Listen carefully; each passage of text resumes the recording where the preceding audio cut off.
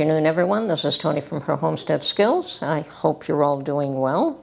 I have been trying to get some information on what's going on with the truckers' protest heading to Texas, and what I've learned is that there's really not an awful lot going on. It appears as though the 700,000 strong has petered out to just a few so far. That is what I'm hearing. How factual and how correct that is anybody's guess. Of course, the mainstream media has not even provided any information on that.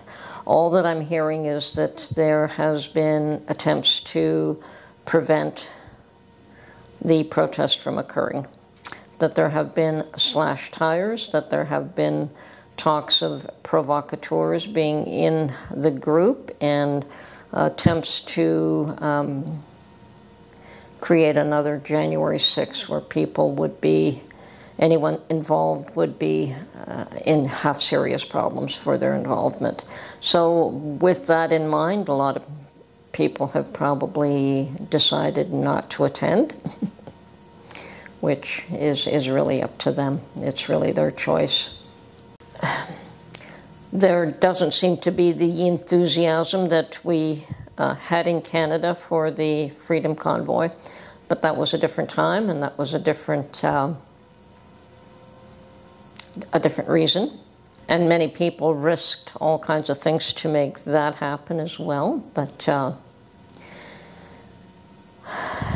it is a risk that everyone has to decide for themselves how far they're willing to go and what they're willing to risk in order to promote a certain agenda.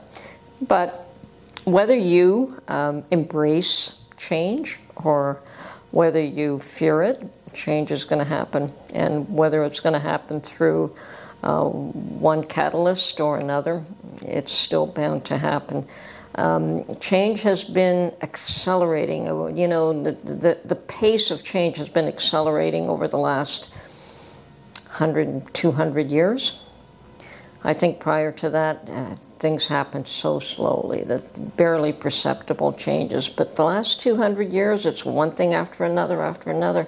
And probably the last 3 to 4, it's accelerated to the point where very few people can adapt and keep up with it. So at best, people can turn around and say, I'm going to see what I can do to alleviate any danger to me and my own by preparing what I can in order to ensure the safety of my own. I've heard recently that even China is practicing technological warfare against the U.S., that there has been cyber attacks on the systems that run the grid and run everything else, so that if there is a war, they can take this down, or they can take that down, or they can affect this change. And that's the same as hitting you with a bomb. It's no different. If they can take the grid down, if they can stop your phones from working, if they can stop you from going to the bank and taking money out, or being able to pay bills, how are you going to buy groceries? So, yeah, that is another way to harm society equally as badly as physical devastation with bombs. And I don't know how much we can do to prepare against that. Certainly in cities, it's going to be hopeless. People in small towns or out in the country might have a little bit more ability to survive something like that.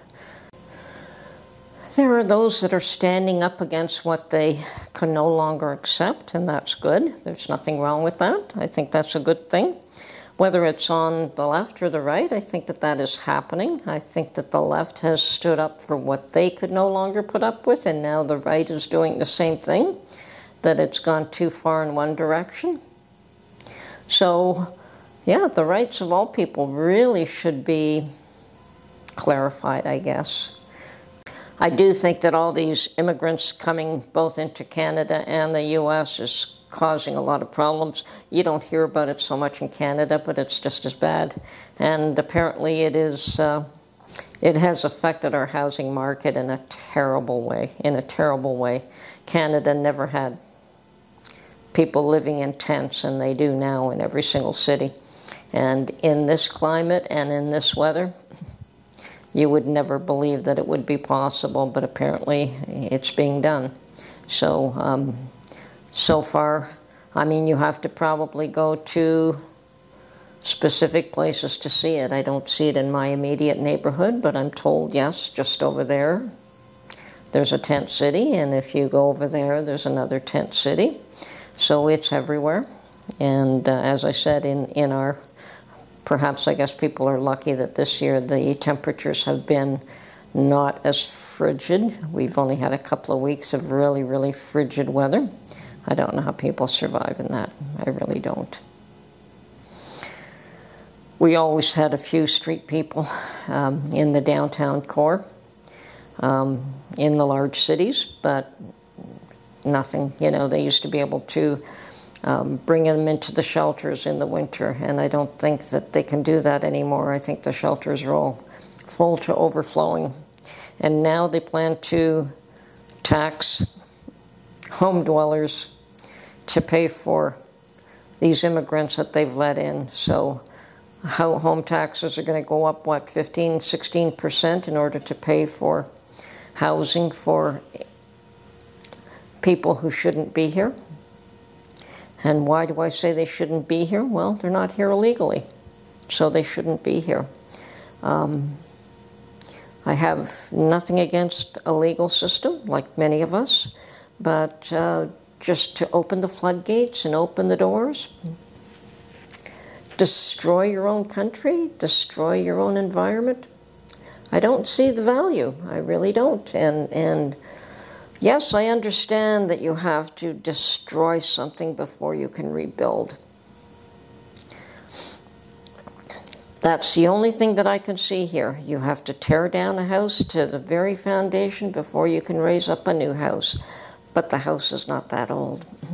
And the house is not dilapidated. And the house still doesn't want to be torn down. It may want a bit of renovation, but it does not want to be torn down to the foundation. So what are we going to do? There are those that want to tear it down, and there are those that say, no, let's just revamp, renovate. America is not a dead and dying society. The West is not so terrible that it cannot be rehabilitated.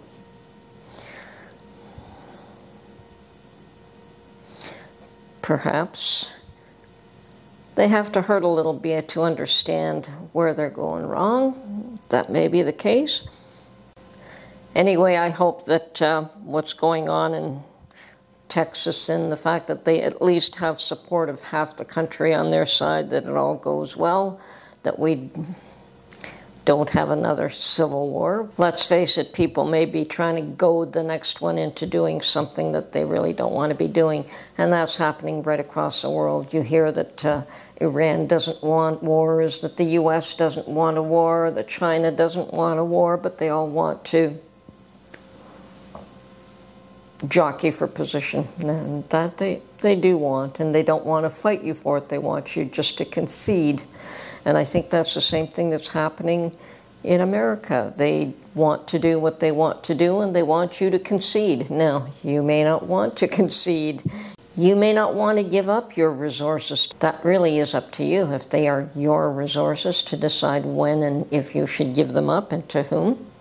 Anyway, keep an eye out. Even if this protest for Texas fails, there'll be others. And they will be hot and heavy, one on top of the other. Change is going to come. 2024 is going to be really rough, and I think 2025 is not going to be much different for us in Canada. We are going to have, I mean, once the U.S. political system is stabilized, if it does do that, maybe it's just going to be another reason for more angst. And certainly in 2025, we have our own issues here, and we'll see what happens there. I think here it'll be settled a lot quicker and a lot quieter than it will in the U.S. So the next 2 years are going to be rather unusual. I don't know what's going to happen. I don't know if it's going to be a smooth transition. I don't know if there's going to be serious upheaval. Personally, I think that there will be serious upheaval and chaos. What will cause it and what will cause it to dissipate? Will cooler heads prevail? Will things get out of hand? We don't know. Don't know. And of course, the rest of the world has got its own issues to deal with. So, and that's not getting any better. It's getting much worse. So, take care of yourselves. Take care of your families. Be prepared. Keep your eyes open. Anyway, this is Tony from Her Homestead Skills. Talk to you real soon. Have a good day.